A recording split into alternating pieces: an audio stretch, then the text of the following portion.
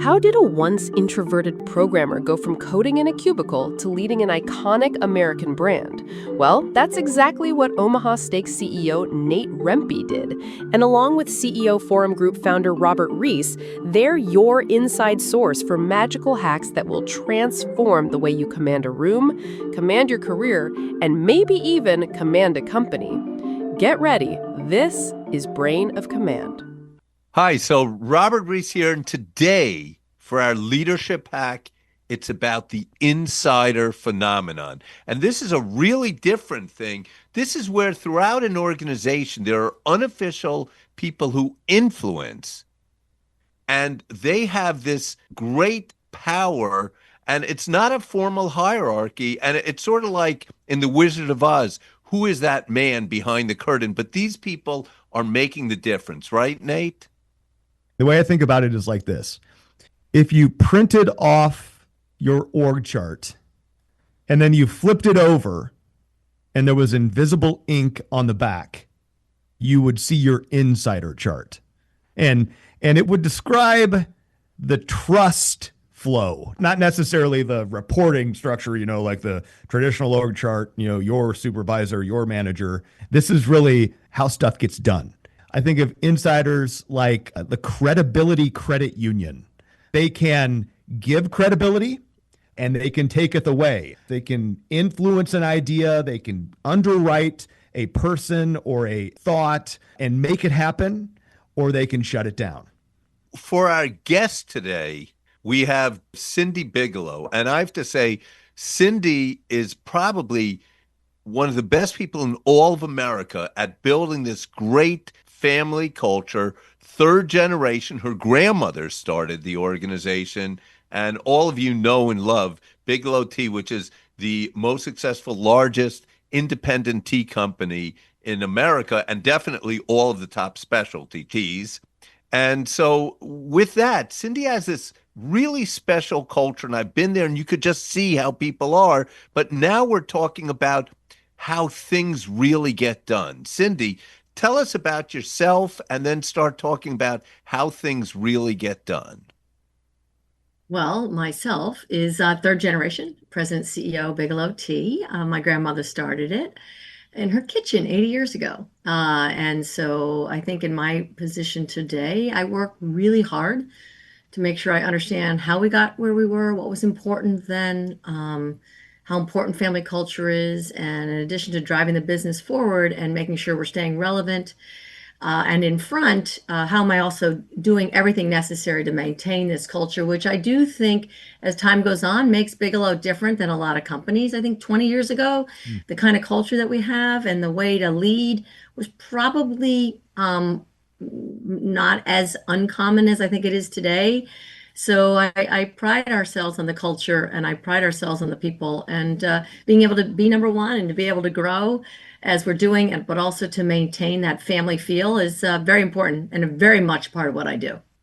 Yeah, I think the family company element kind of breeds insiders for a couple reasons. One, it does tend to have a deeper element of trust baked in its culture.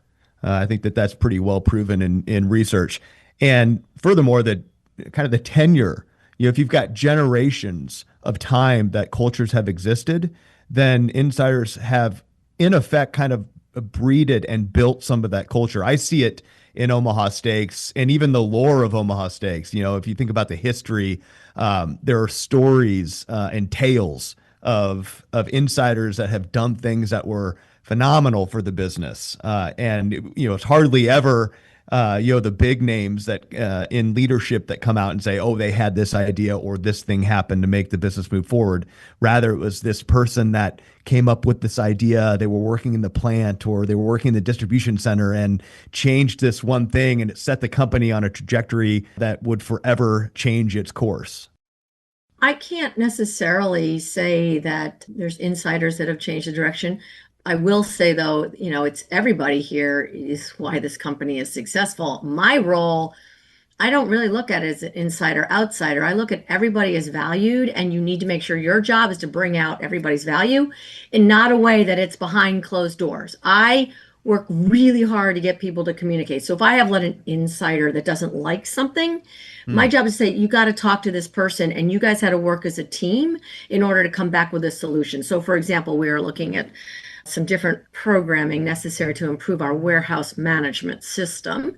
And you're right. I had somebody that was saying, I'm not sure I support it. Here are some of the reasons why. And I said, this is great.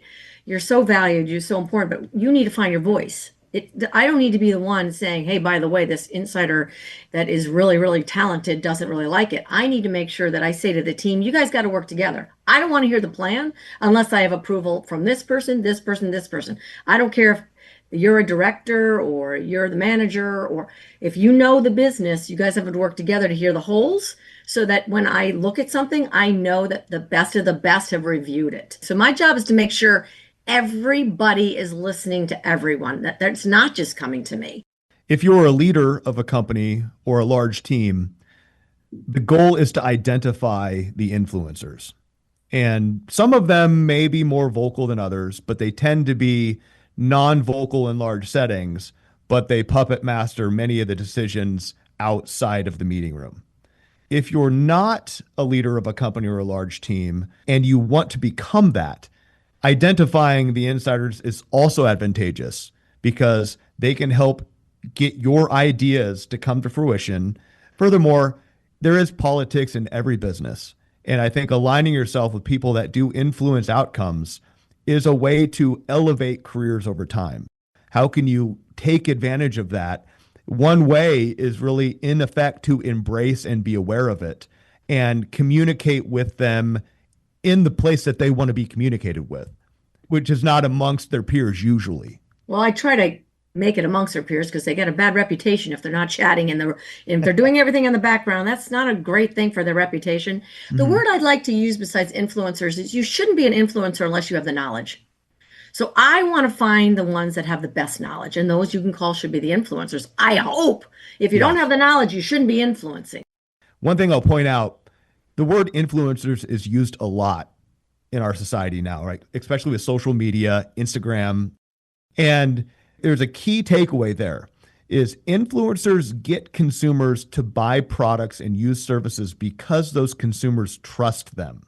So it's not necessarily about knowledge or capability more than it is about trust. The key component to an influencer inside a team is really that they hold and own the trust. That affords them the authority to move things forward or move things backwards.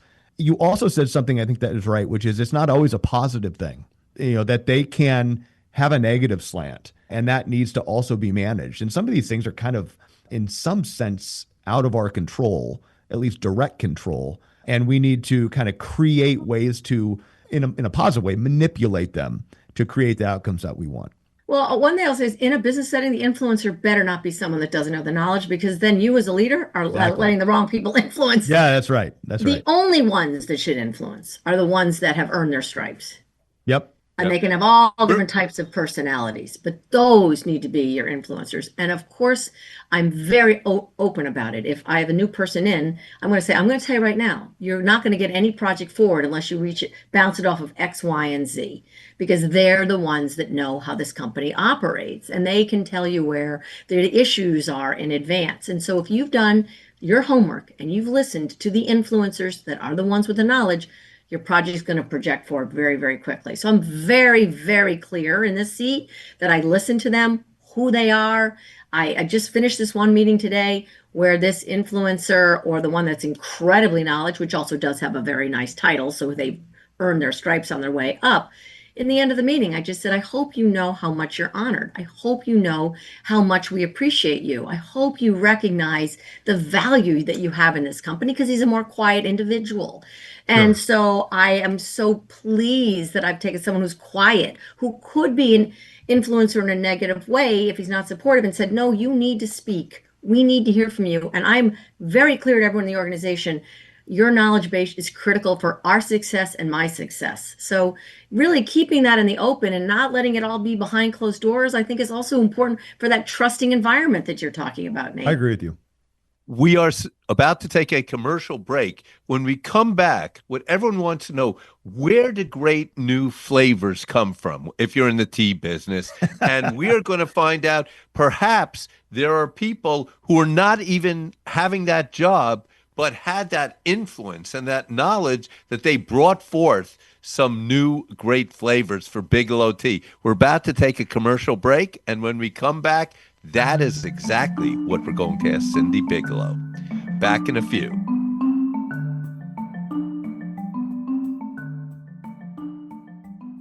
We'll get back to the show in just a minute. First, I want to talk about the holidays. As an executive, I understand how critical it is to recognize your top performers, reward loyalty, strengthen your most important business partnerships. That's where Omaha Steaks business gift services teams come in. They help leaders like you create unforgettable moments backed by over a century of guaranteed quality, service, and trust. They even have choice certificates so your recipients can choose their gift. And don't worry, they also have vegetarian options so nobody gets left out. Plus, when you order before November 1st, you'll lock in an extra savings and a $350 gift. Just go to omahasteaks.com/CEO and lock in your $350 gift today. Minimum purchase may apply. See site for details. We are back on Brain of Command, and we are with Cindi Bigelow, the third generation CEO of the leading independent tea company in all of America, and globally it's also top. We're going to ask you now, Cindi. So we're talking a lot about this insider phenomenon where people have influence, where they come up with ideas. So a major thing when you think about teas are the new flavors. That's how, with Constant Comment, that's how you became the top tea company. So what's a story of someone who came up with a flavor and maybe that wasn't even their role and they just had something, but you knew that it could influence? You're right. It's not about the title. It's about the ability to contribute, the creativity, the ability to pick up trends very quickly. And so in that room, you will have people that will be able to contribute that doesn't have a title, like they're not the director of R&D, right? So, but again, I have to put those people in the room. I've also taken people out of that room that had the right title because they were not allowing the creative juices to flow. And there needs to be gray space. There needs to be a level of uncomfortableness where, like, what are you thinking about this? What are you thinking about that? Not anybody has the answer. So the people that stay in the room, it's not their title. It's how they're able to digest and bring out ideas that contribute to the whole team's movement on where we need to be going with new flavors. How do you decide to take somebody out of the room? Because that's really important. So put the Yeah. right people in, because that's what we want our listeners to understand is how to leverage the insider. So talk more about that. If you're in the room and you're trying to push your idea, you don't really get to do that because then it's how the room reacts, no matter the title. So if the room is like, yeah, I can see that. You can feel it. That's my job, right? I can, oh, this is good. Let's write this on the board. Let's develop it. And if an idea is presented and everyone's like, I'm not sure. I don't really think so. Do we have any data to support that? And you keep going and you keep going and you keep going. And I'm like, you're pushing an idea that isn't resonating. We have asked you to go back and get more information to support your idea. And then you shut down with all the other ideas that come in. You have ruined the creativity in that room. You are ruining the gray space that has to be able to fluidly, be throughout that meeting. And then you'll be extracted from the meeting moving forward. That's a kind way to say it. An insider does something better inside a company than most do, and that's to build consensus, to lobby, and to get alignment before they're in the moment where they're trying to get their idea across the finish line. They have already done the convincing because that trust lives there. In this room, it's a little different. We don't dumb down. I'm not going to take the best idea because it somehow passes, but it's not really a great idea. It's not pushing us a little bit. But in this room, there is no jockeying. I work really hard for I don't need jockeying behind the scenes. I'll feel, Nate, the room. Like I can feel if someone says, okay, what about this? And it's flat. Okay, great. There's no winners or losers in this environment. There's no credit goes to. It's a teamwork. And then the success in the marketplace, which is what we've had over and over. Thank God. Our golden turmeric that just came out is a home run. We've had our accounts come in, say it's the best tea they've ever had. So we do it as a team, and it's really just about listening and feeling, and you have to believe it has to be a success in the marketplace. What I have learned over all my years is that you have introverts and extroverts. It's all good. There's some range in the middle there. And my job is to create the space where you really are allowing the introverts to breathe and to share and to feel comfortable. So a lot of times that means, making sure, you're going back, you're re-asking the question, you're being quiet while they have the time to think, gather their thoughts and share. And then it'll also include going to some of my extroverts and my, A personality and say to them, you need to give more space. I cannot just have, which you have great ideas, but I can't have you just taking all the airspace in the room. So you're just constantly trying to balance the introverts and the extroverts where everyone's feeling honored and everyone is contributing. So again, I think it's an important role of a leader is to recognize that. And not just the CEO, right? Down through the culture, because you can't be in every meeting. Absolutely. Okay, so you have to instill that idea to, allow the quiet voices to be heard. One thing I would love to hear from you on is promoting an influencer that was tactically good at their job, and they earn trust because of that tactical capability. And then that doesn't pan out in the way you would expect it. It doesn't translate in the same way. You need to make sure that when you're making decisions, you do have the right people in the rooms. And again, title doesn't matter. Who do we need in the room? Yep. Who has the knowledge that we need? So that's number one. The second issue is the details. I do think it's important, and I tell my leaders all the time, you need to know the details, but you need to be able to go to 30,000 feet down to zero. If you're staying down to zero, that's never going to get you anywhere. If you're staying at 30,000 feet, that's going to be a big issue, right? So you're right, Nate. You have to have that balance of being able to understand the details because your people are going to follow you. So how about that person that's right in role as a tactician? As a leader, how do you avoid the tendency to elevate them when in fact they're more effective and probably happier in their job, in their current role, with the ability to actually affect the doing? When you have that, you'll see like sometimes your best operator or best mechanic becomes a supervisor. What is the training that we gave them to prepare them for this new role? So we have to look in the mirror a lot on that, Nate, because we do fail there. We don't do the right thing to give them the right training to be successful. I think that happens throughout the organization. And I just left a meeting in terms of our sales development team and what we're going to be doing there. And you're right. What are the skill sets needed? What's the training needed? Who are the people? Who are the influencers? Who are the ones with the knowledge to help them get to that next level? I don't think that I spend enough time on that exact question. Our time is up. Thank you so much, Cindi, my co-partner, Nate. And we were talking about the insider phenomenon. And this is really the unofficial influence that often outweighs formal hierarchy. Be aware of that and see you next time. Thanks, Cindi. Thank you. The insiders in your organization are the trusted voices who quietly shape decisions and culture. Identify these silent architects and build authentic relationships with them to multiply your influence. For more on today's hack, grab the free Brain of Command companion guide at omahasteaks.com/podcast. Next time, we'll explore Play the Part, how to be seen as ready for promotion and known as a big picture thinker. Don't forget to like, subscribe, and tell your colleagues that you're hacking your career with Brain of Command.